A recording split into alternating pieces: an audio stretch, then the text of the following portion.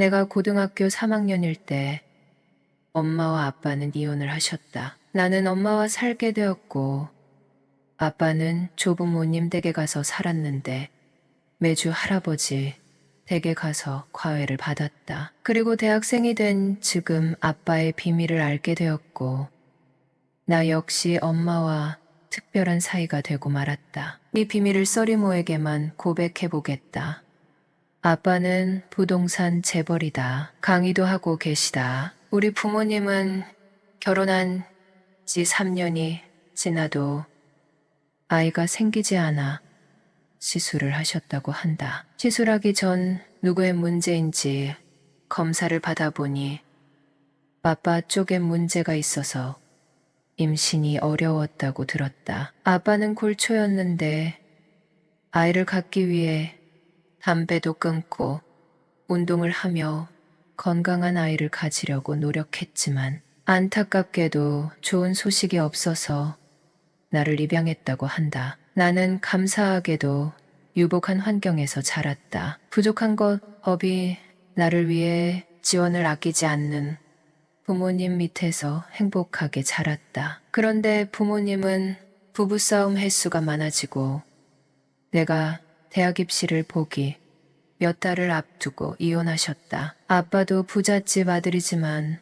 엄마도 아빠 못지않게 부잣집 딸로 알고 있다. 양가 조부모님이 넉넉하게 지원해 주신 덕에 나는 학군지에서 살면서 교육받을 수 있었다. 아빠는 이혼 후 할머니 댁에서 살면서 사무실에 출근했고 나는 일주일에 한 번 할아버지 댁에 가서 과외를 받았다. 아빠의 지원 덕분에 나는 좋은 대학에 합격할 수 있었다. 엄마는 내 생일인 2월 말에 외식을 하면서 한 가지 고백할 게 있다고 하는 것이었다. 그게 뭐냐고 물었더니 아빠 또한 입양된 아들이라고 하는 것이었다. 정말 모르고 있었다. 아빠의 여동생들은 아빠를 입양한 후에 태어난 것이니 할머니의 친자녀가 맞다고 했다. 그런데 더 놀라운 것은 아빠와 할머니의 관계가 보통 사이가 아니라고 했다. 할머니는 아빠와 사랑하는 사이라고 했고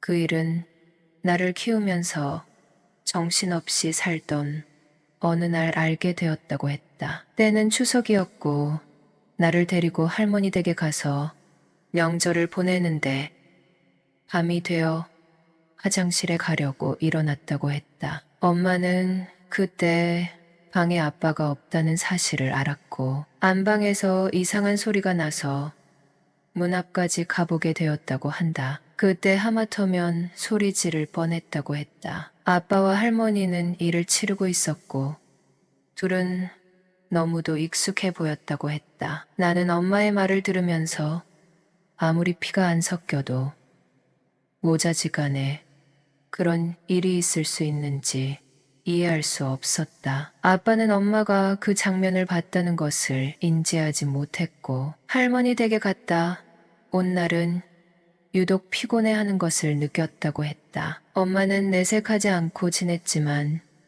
여자로서 수치심이 느껴졌고 참다 못해 아빠에게 이혼을 요구했다고 한다. 아빠는 할머니 댁으로 들어갔고 나에 대한 애정은 남아있으니 공부에 방해되지 않도록 과외 지원을 해준 것이었다. 미성년자인 나를 공식적으로 면접하기 위한 방법으로 할머니 집에서 과외를 받게 한 것이었다. 그런데 아빠와 할머니와의 관계에 대한 이야기를 듣고 난 후나에게도 이상한 마음이 생겼다. 내가 잘 클 수 있도록 키워준 엄마가 여자로 보이기 시작한 것이었다. 그리고 아빠를 아들 이상의 감정으로 대하는 할머니의 모습도 오버랩되었다. 대학 생활을 시작한 후 부담 없는 1학기를 보내고 있었다. 철이 없게도 공부하기 싫은 날은 땡땡이를 치고 잘 먹지도 못하는 술을 마시고 집에 들어오기도 했다. 엄마는 그런 날 이해한다고 하면서도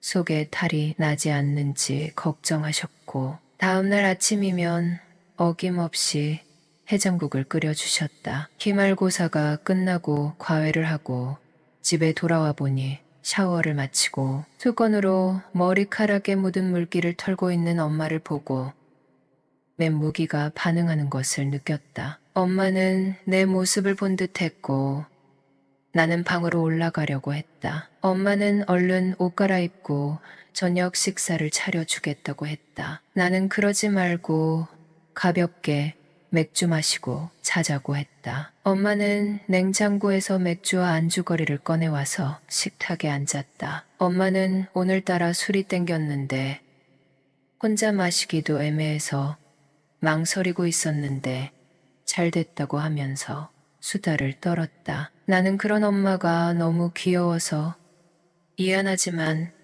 아빠 얘기 좀 해도 되냐고 물어봤다. 엄마는 괜찮다고 했고 결혼할 때 문제 없었냐고 물어봤다. 엄마는 안 그래도 너무 자존심이 상해서 아무한테도 말하지 않았다고 하면서 이제야 털어놓겠다고 하며 말을 이어갔다. 엄마는 부족한 게 없는 신부감이었다고 했다. 그런데 돌이켜 생각해보니 할머니가 이유 없이 엄마를 너무 미워하더란다. 특히 아빠 앞에서 말할 때와 엄마 혼자 있을 때 말하는 것이 달랐다고 했다. 그리고 엄마랑 둘이 얘기할 때 엄마를 그렇게 흘겨봤다고 했다. 그런데 내가 어릴 때 할머니와 아빠의 관계에 대해 알게 되었고 할머니가 처음부터 엄마를 싫어하는 이유가 둘이 사랑하는 사이라서 그렇다는 걸 알게 되었다고 했다. 그리고 할머니는 종교가 없었고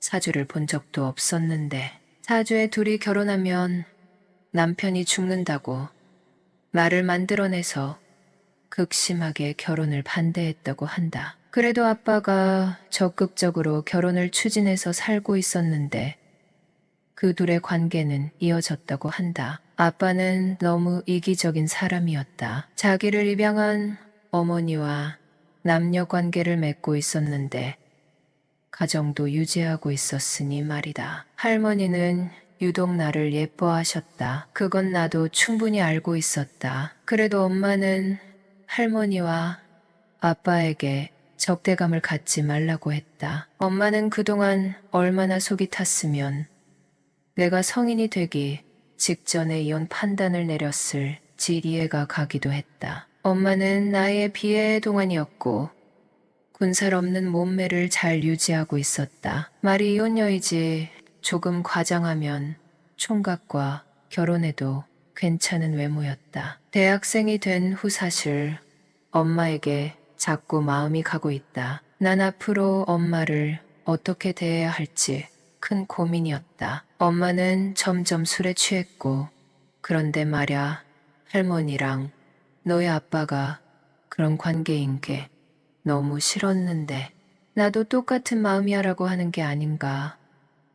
그게 무슨 말이냐고 했더니 엄마는 이제 나를 남자로 의지하고 있다고 했다. 꼬마였던 내가 어엿한 어른이 되니 부끄럽지만 너무 멋있어 보인다고 하는 것이었다. 일이 이렇게 된 이상 나도 사실대로 고백해야겠다 싶어서 엄마에게 갖는 내 마음이 어떤지 털어놨다. 우리는 서로를 생각하는 마음이 같다는 것을 알고 일을 치렀다. 이제 엄마는 내 여자가 되었다. 우리는 서로에게 사랑하다고 고백했고 엄마는 내 품에 안겨 엉엉 울었다. 그런 엄마의 머리를 쓰다듬어 줬고 우리는 밤새 한 자리에서 같이 잤다. 다음날 엄마의 온기를 느끼며 눈을 떴다. 엄마하고 어색하게 불렀다. 엄마는 어제 밤 일에 대해 어떻게 생각해? 혹시 후회하는 거야? 하고 물었다. 나는 다시 한번 엄마를 안아주며 무슨 그런 말을 해요? 엄마, 너무너무 사랑해요 라고 말했다. 엄마는 아침을 차려줬고 얼른 학교에 가라고 퇴근했다. 점심시간에 엄마가 생각나 전화를 했다. 엄마는 나에게 보성씨 밥 맛있게 먹었어요? 라며 존댓말을 했다. 엄마의 목소리를 들으니 정말 행복했다. 난 그날 저녁에 장미꽃과 안개꽃을 한 다발 사서 집에 갔다. 엄마는 내가 한 번도 본 적 없는 차림을 하고 있었다. 여러분은 써리모의 영상을 재미있게 듣고 계십니다.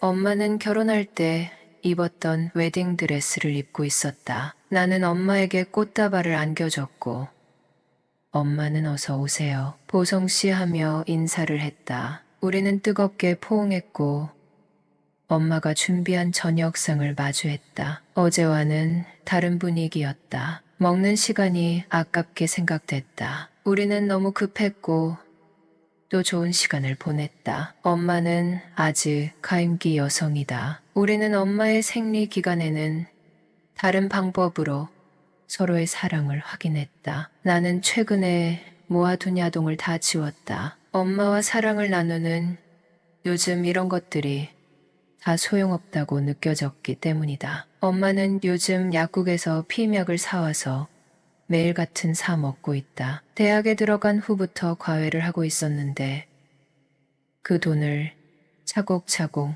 모아 엄마가 좋아하는 스타일의 옷을 샀다. 그리고 반지도 샀다. 들뜬 마음으로 서둘러 집에 엄마에게 선물을 드렸더니 엄마는 방에 들어가서 내가 선물한 옷을 입고 수줍은 표정으로 두 손을 가지런히 모으고 있었다. 엄마와 나는 다시 하나가 되었다. 그리고 엄마에게 준비한 커플링을 껴드렸다. 엄마는 벅찬 마음에 눈물을 흘렸다. 그런 엄마가 너무 사랑스러워서 가만히 안아드렸다. 결혼 생활 내내 마음에 상처를 입은 엄마가 나 때문에 웃는다. 그런 엄마를 평생토록 사랑할 생각이다. 오늘의 사연 시작합니다. 안녕하세요.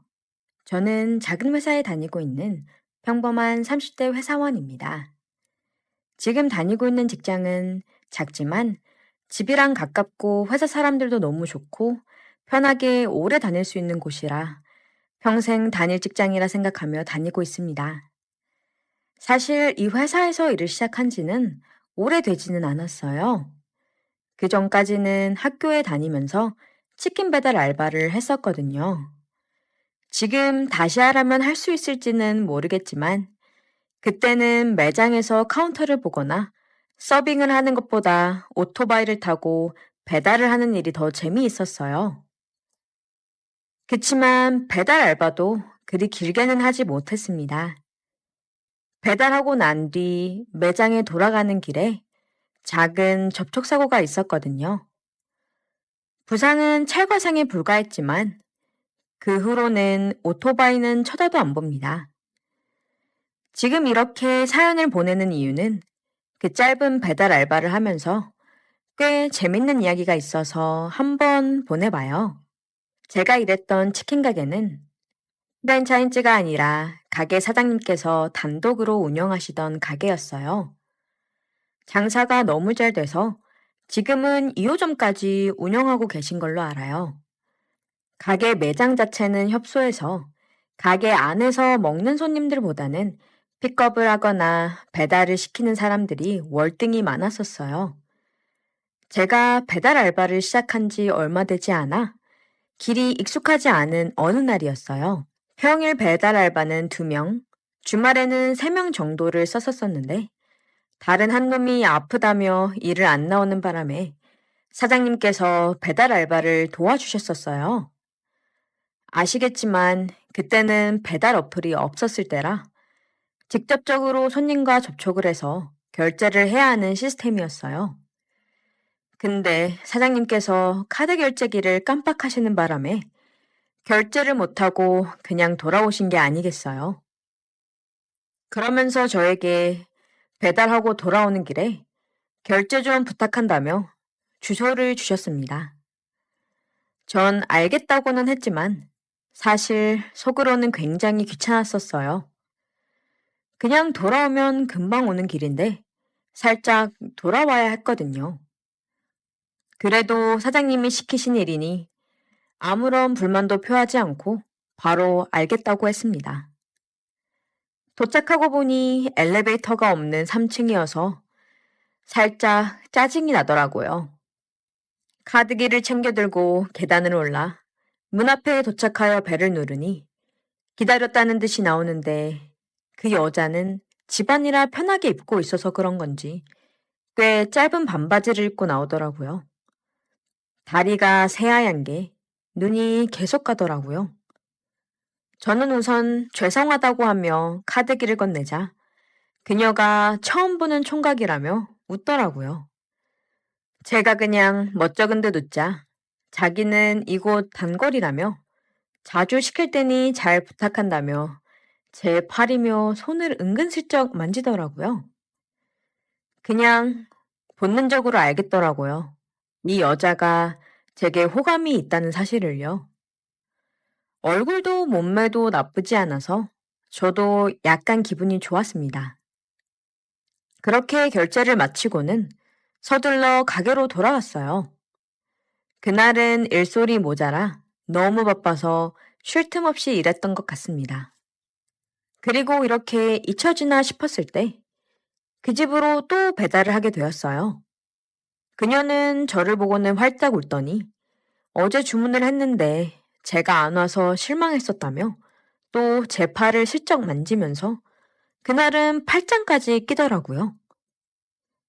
그녀는 상체가 훤히 드러난 얇은 흰색 나시티를 입었었는데 제 팔을 꽉 안은 그녀의 감촉이 너무 생생해서 흥분이 되더라고요. 제가 어제는 휴일이라 일을 하지 않았다고 말을 하자 그녀는 그럼 앞으로는 그 요일에 주문을 하면 안 되겠다며 저를 보며 씩 웃더라고요. 그러면서 다음에 또 보자며 집으로 쏙 들어가는데 짧은 시간에 자극이 커서 조금은 혼란스러웠었어요. 그치만 역시나 기분은 좋더군요.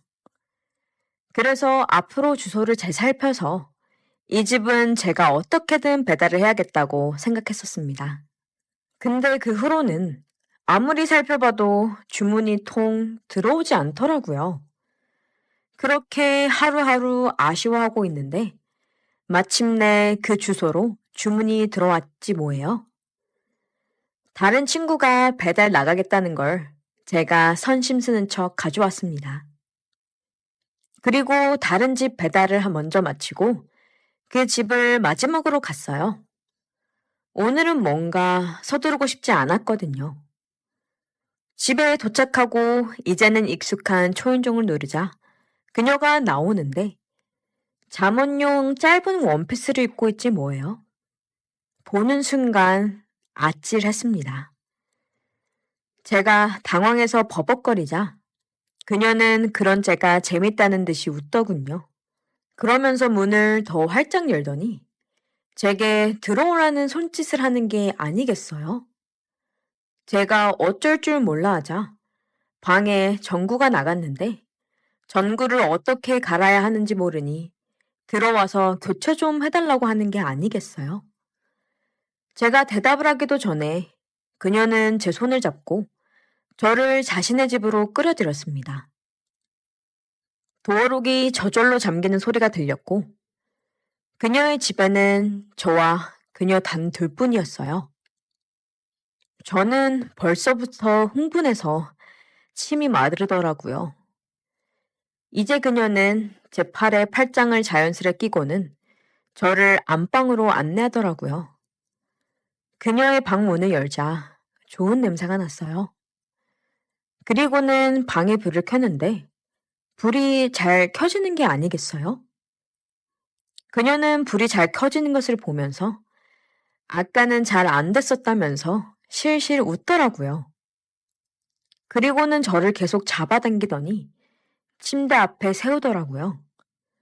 그러더니 팔짱 낀 손을 풀고는 제 손을 그녀의 허리를 잡게 하더니 그녀는 제 목에 팔을 두르곤 입을 맞춰오는 게 아니겠어요? 저는 깜짝 놀라서 잠깐 얼었었지만 그것도 잠시 저도 그녀를 꽉 안고는 열렬히 입을 맞췄습니다. 그리고 그녀를 가볍게 들어 침대로 눕혔어요. 우리 둘은 기다렸다는 듯이 열정적으로 키스를 했고 잊지 못할 뜨거운 시간을 보냈습니다. 짧은 시간이었지만 정말 강렬했어요. 저는 아직 일 중이라 곧 서둘러 가게로 돌아가야 했어요. 배달을 나갔다가 늦게 들어와서 사장님께 엄청 혼났지만 그래도 행복했습니다. 그 후로는 배달을 하면서는 물론 그 후에도 자주 그녀의 집으로 찾아갔었어요. 배달 중에는 어떻게든 짧게 끝내고 서둘러 가게로 돌아갔었죠. 그렇게 서둘러 가게로 돌아가다 사고가 난 것도 있고 제가 배달에 나갔다가 늦게 들어오는 일이 많아지면서 사장님께서도 배달 일을 그만두는 게 어떠냐고 먼저 제안을 하시더라고요. 그래서 홀에서 서빙 일을 하다가 이력서를 넣은 곳에서 연락이 오고 면접을 보고 합격이 되어 이렇게 현재 직장에서 일을 하게 되었어요. 서빙 일을 하면서도 종종 그녀를 찾아갔었지만 이곳에 취업을 하고 나서는 제가 먼저 연락을 끊었네요. 그녀의 품은 정말 따뜻하고 좋았었는데 연락을 계속할 걸 하면서 후회하면서도 막상 하려니 용기가 나질 않네요. 그녀는 아직도 그 치킨집에서 치킨을 시켜 먹는지 궁금해요. 그때 갑자기 펑 하고 전대미문의 카톡이 날아들었습니다. 먹을 게 없어. 그럼 나 먹어. 으악 이게 무슨 빅히트야. 알았어 자기양 지금 달려갈게. 바로 회사에 조퇴를 내고 차를 가지고 갔습니다. 약속 장소 바로 앞 횡단보도 사거리에서 그녀를 발견했습니다. 바로 빵빵했더니 그녀가 달려왔습니다. 차에 타서 그녀가 배고프니까 밥부터 먹자고 했습니다. 오우 나 밥보다 자기가 고파. 어서 어서 달려가자 어른들 쉼터로. 오케이 우리 순둥이 아저씨. 그럼 나도 가자 먹히러 우리 순돌이 아빠한테. 인간의 본능을 은밀히 터치하는 혼자 보는 소설. 지금 불금 8시 바로 시작합니다. 바로 구독, 좋아요 꾸벅합니다. 새해가 벌써 10일이나 지났습니다. 세월이 어찌 이리 빨리 갈 수 있단 말인가. 벌써 내 나이 내일 모레면 60대 중반이 다 되어 간다. 머리는 반백이 되어버렸고 점점 체력이 딸린다. 모처럼 시내를 가려고 지하철을 탔습니다. 지하철 일반석을 타고 앉아 있는데 신당역에 왔습니다. 어떤 여자분이 내 옆에 앉으며 안녕하세요라고 인사를 합니다. 이게 뭐니 혜정이다 그리운 혜정이. 아, 8년 만이구나. 그동안 잘 지냈니? 시간 있으면 다음 역에 내려서 차라도 한잔하자. 그녀도 좋다고 해서 다음 왕십리역에 내렸습니다. 요즘 어떻게 지내니 했더니 동네 마트 다니다가 요즘 쉬고 있답니다. 오빠는 어떻게 지내세요 하고 묻습니다. 나도 퇴직하고 그냥 쉬고 있다고 했습니다. 우리는 정말 오랜만에 즐거운 이야기 시간을 가졌습니다. 커피를 마시다가 혜정아 우리 가자 오랜만에 가자고 했습니다. 또 그놈의 성격 맞추기가 하고 싶구나 오빠. 요즘은 사귀는 사람 없어 하고 묻는다. 있지고 있지의 누나는 평생 두 여자밖에 없어. 가족인 집사람하고 여자친구인 너 딱 둘뿐이야. 역시 우리 순둥이는 순정파야. 좋았어 우리 가자 성격 맞추러. 나도 오빠가 준 이별 목걸이 오늘도 하고 왔어. 거의 8년 만에 가까운 어른들 쉼터로 우리는 달려갔습니다. 둘만의 공간에 가자마자 그녀는 내 동생부터 보고 싶어 했습니다. 내 동생을 보자마자 그녀가 반갑게 인사를 합니다. 어머 너 오랜만이다. 근데 너 이제 좀 색깔이 좀 죽은 것 같네. 어머 너 흰머리도 보이고 이제 너 아웃이다 아웃. 그러면서 손가락으로 머리를 톡 쳤다. 동생이 발끈하며 독사대가리를 들며 소리쳤다. 아니야. 아직도 나 쌩쌩해. 봐봐. 힘 있어. 오 그래 알았다. 너 아직 성질 있네. 어서와 너의 꽃순이 아까부터 기다리고 있어. 오늘 얼마나 잘하는가 볼 거야. 대낮 후에 황홀하고 즐거운 성격 맞추기가 시작되었습니다. 오랜만에 몸에 쌓인 찌꺼기를 확 풀어버렸습니다. 끝나고 나서 둘이 다정히 이야기했습니다. 이제 나이도 들었으니 가끔씩 만나자고 했습니다. 한 달에 한 번 정도 서로 시간을 내서 만나자고 합니다. 돌아오는 지하철 안에서 주마등같이 그녀와의 기억이 떠오릅니다. 10년 전 나는 국내 굴지의 대형마트에 관리자로 근무하고 있었습니다.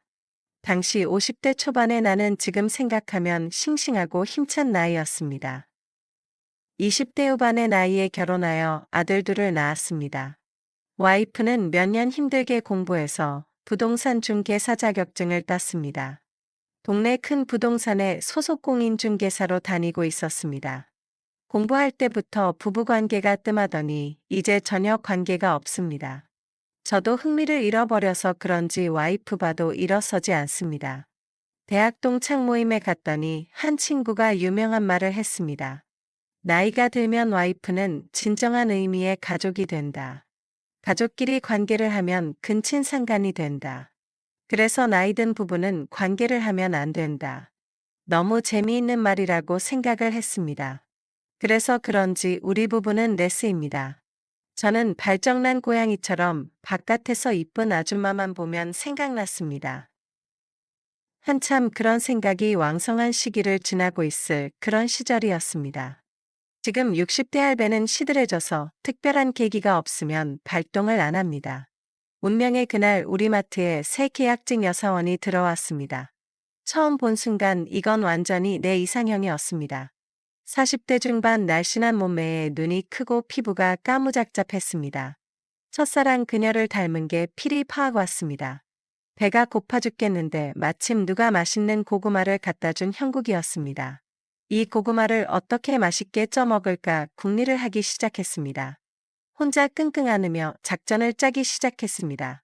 마트를 돌다가 그녀를 마주치기라도 하면 그냥 몸이 달아올랐습니다. 그러면 참지를 못하고 화장실에 가서 혼자 풀었습니다. 그 칙칙한 냄새나는 화장실에서 풀 때마다 전의를 다졌습니다. 언젠가는 이 하늘같이 따뜻한 베드에서 풀어야지 다짐을 합니다. 이렇게 마음으로 벌써 집착을 하다 보니 뭔가 잘못된 것을 느꼈습니다. 내 쪽에서 매달리는 상황이 되어 실패할 수도 있겠다 생각이 들었습니다. 어쨌든 저쪽에서 달려들게 해야지 내가 달려들면 절대 안 된다. 젊었을 때 많이 본 연애소설에서 연애는 밀당이다라고 했습니다. 밀고 당기는 게임이라서 저쪽에서 끌려오게 해야 한다. 일단 그녀에 대해서 잘 파악을 해보자 하는 생각이 들었습니다. 그녀는 아들 하나, 딸 하나의 평범한 가정의 주부였습니다. 그녀의 관심을 끌기 위해서 작전에 들어갔습니다. 사실 그때 제 나이가 인생의 권태를 느끼는 나이였습니다. 대학 졸업 후 이 그룹에 입사해서 긴 세월을 근무했습니다. 10년 전에 분양받아 살고 있는 아파트 한 채 있습니다. 아마 죽을 때까지 이 집에서 살다 갈 것입니다. 애들은 다 컸고 마누라도 저에게 관심도 별로 없습니다. 경제적으로도 크게 어려울 것은 없습니다. 앞으로의 희망도 별로 없습니다. 곧 조기 퇴직 바람이 불 것 같았습니다. 인생이 별로 재미없을 시기에 만난 내로남불이었습니다. 인생이 다시 살아나는 그런 느낌이랄까 정도였습니다. 원대한 목표가 생겼습니다. 어떡하든지 그녀에게 깃발을 꼽고 싶었습니다. 바지를 입고 저쪽에 마주 걸어오는 그녀를 보면 아찔합니다. 깃발을 꼽아야 할 목표 주변이 눈에 확 들어옵니다. 그렇다고 마초아제처럼 내색을 하면 안 됩니다. 억지로 쿨하게 신사답게 매너 있게 행동해야 합니다. 하루에 한 번은 꼭 마주치는 이 신선한 활력의 생이 재미있었습니다. 하지만 깃발을 꽂아달라고 깃대는 매일 밑에서 아우성입니다. 깃대는 이제 손가락 그만 오고 부드러운 털지갑 달라고 난리입니다. 전의를 불태우며 기회만을 엿보고 있었습니다. 하도 내가 마음이 있어 하니까 저절로 얼굴에 드러나는가 봅니다. 나는 정말 조심을 한다고 했습니다. 이미 직원들 사이에 내가 혜정 씨한테 관심 있다고 소문이 났습니다. 내 혼자만 모르고 있었던 것 같습니다. 그러던 어느 날 퇴근을 해서 마트를 나갔습니다. 마침 저 앞에서 혜정 씨가 걸어가고 있었습니다. 얼씨구나 좋다 하고 혜정 씨에게 다가가서 말을 걸었습니다. 혜정 씨 퇴근하시는가 봐요. 아, 부장님도 퇴근하시는 길인가 봐요. 오늘 날씨가 춥네. 혜정 씨 손시러운데 장갑을 끼고 있지 그래요. 저기 혜정 씨 시간 있으면 저하고 저녁이나 할까요? 하고 한번 용감하게 승부수를 던져 보았습니다. 혜정 씨가 바로 답변을 해왔습니다. 아니요. 부장님. 저희 요 앞에서 차 한잔해요. 그리고 커피숍에 들어갔습니다. 저는 신이 났습니다. 드디어 그녀와 둘이서 단둘이 시간을 갖게 되었습니다. 커피가 오고 한 모금 마셨습니다. 혜정 씨가 차갑고 냉정하게 말했습니다. 부장님. 저 부장님이 저 좋아하는 줄 알아요. 하지만 저는 부장님이 싫어요. 그만 따라다녔음 합니다. 저 부담 가요. 완전 충격이었습니다. 어찌 이런 참담한 일이 나에게 생기다니. 이런 쪽 팔리는 일이 50이 넘어 생기다니. 창피하고 참담해서 고개를 들 수 없었습니다. 죄송합니다. 혜정 씨 미안해요. 하고 계산을 하고 자리를 뜨고 나왔습니다. 걸어오는데 갑자기 어렸을 때 부르던 노래가 떠올랐습니다. 나의 20년 미란 노래입니다. 거의 30년 전에 좋아하던 여자한테 차이고 혼자 부르던 노래였습니다. 마지막 소절이 앞날을 생각하며 인생을 생각하리 라는 내용입니다. 기가 팍 꺾여서 이제 그만 까불고 조용히 살아야지 하고 생각했습니다. 대학 시절에 같은 과 여자애한테 차이고 나서 두 번째입니다. 그 차인 충격으로 저는 군대를 갔습니다. 그 다음 날부터는 조용히 살았습니다. 소크라테스의 말 맞다나 알라 니꼬라지였습니다. 니꼬라지를 알고 죽은 뭐처럼 힘없이 직장 생활했습니다. 마트에서 그녀와 부딪히면 차분하고 공손하게 인사했습니다. 하지만 사랑하는 혜정 씨를 보는 내 마음은 찢어지고 있었습니다. 그러한 죽은 뭐 같은 계절이 두 번 바뀌었습니다. 어느 가을날 오후 일찍 퇴근을 했습니다. 지하철 역방향으로 아무 생각 없이 걷고 있었습니다.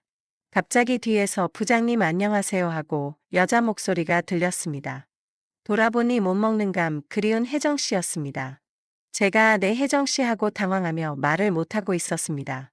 시간 있으면 차 한잔 하러 가요 하고 다정하게 말을 합니다. 이게 뭔 일이야 하면서 내내 하고 이끌려갑니다. 커피 한잔 하면서 혜정 씨가 또 다정하게 말합니다. 요즘 잘 지내세요? 완전 헷갈립니다. 왜 이렇게 다정해 이게 무슨 조화인고. 얼굴이 벌개지며 내내 저 잘 지내요 하고 말합니다. 그 모습을 보고 혜정 씨가 풋하고 웃으며 말합니다. 다 큰 할배가 무슨 어린애같이 순진해. 조금 잘해주면 좋아서 얼굴이 벌개지고 조금 못해주면 삐져서 눈물이 그렁하고 이래가지고 무슨 밀당을 하겠어. 아 재미없는 착한 순둥이 우리 아저씨. 아 이게 무슨 말인가? 내가 더듬더듬 얼굴이 빨개져서 묻습니다. 혜정 씨 저 싫어한 거 아니에요? 싫어한 거 아니에요? 아저씨. 하도 드러내고 주책 없이 좋은 척을 하니까 살짝 튕겨준 건데. 순진하게 그기에 화들짝 놀라서 애들처럼 풀이 죽어버리니까. 그동안 지켜봤는데 어쨌든 순진하고 착하고 변함없어서 좋아요. 그리고 우리는 혜정 씨가 배고프다고 해서 같이 밥 먹으러 갔습니다. 앞으로 가끔씩 자주 만나자고 하고 그날 헤어졌습니다. 너무너무 행복했습니다. 대학 1학년 때 차인 충격을 말끔히 해소했습니다. 그리고 우리는 문자도 주고받고 밥도 같이 먹으면서 잘 지냈습니다.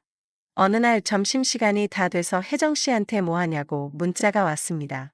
오늘 오프라고 집에서 쉰대요. 밥때가 다 되어서 무엇을 먹을까 고민한다고 카톡했습니다.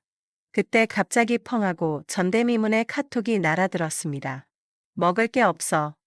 그럼 나 먹어. 으악 이게 무슨 빅히트야. 알았어 자기양 지금 달려갈게. 바로 회사에 조퇴를 내고 차를 가지고 갔습니다. 약속 장소 바로 앞 횡단보도 사거리에서 그녀를 발견했습니다. 바로 빵빵했더니 그녀가 달려왔습니다. 차에 타서 그녀가 배고프니까 밥부터 먹자고 했습니다. 오우 나 밥보다 자기가 고파. 어서 달려가자 어른들 쉼터로. 오케이 우리 순둥이 아저씨. 그럼 나도 가자 먹히러 순돌이 아빠한테. 그녀를 처음 본 이래로 무려 2년 만에 합방이 이루어졌습니다. 작정하고 달려오는 그녀의 열정은 대단했습니다. 온갖 색다른 시도로 그녀는 나를 몇 번이나 해븐으로 이끌었습니다. 고진감래. 인내 끝에 맛본 열매는 너무 달콤했습니다. 그녀는 자신이 말한 대로 대단히 맛있습니다. 혜정 씨는 하늘이 나에게 안배해 주신 털지갑이었습니다. 그날을 나는 정말 잊을 수 없습니다. 내 인생에서 정말 의미 있는 날입니다.